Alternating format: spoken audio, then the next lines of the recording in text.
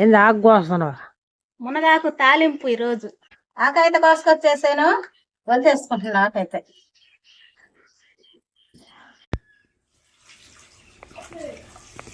మునగాకు అయితే బాగా గుంజుకోవాలి నీళ్ళల్లో. గుంజి పెట్టుకున్న ఆకులో నీళ్లు పోసి అయితే ఉడికించుకుంటా.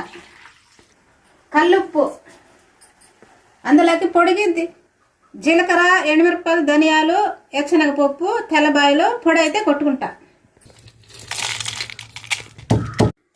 ఉడకబెట్టుకున్న మునగాకుని అయితే గట్టిగా పిండి పెట్టుకున్నాను. ఇప్పుడైతే వేసి కలిపేసుకుంటున్నా. సాల్టు, ఆయిలు, ఆవాలు, దంచి పెట్టుకున్న తెల్లగడ్డపాయలు, కలిపి పెట్టుకున్న మునగాకు నూనెలో కలిసేటట్టు బాగా కలిపెట్టుకుంటున్నాను.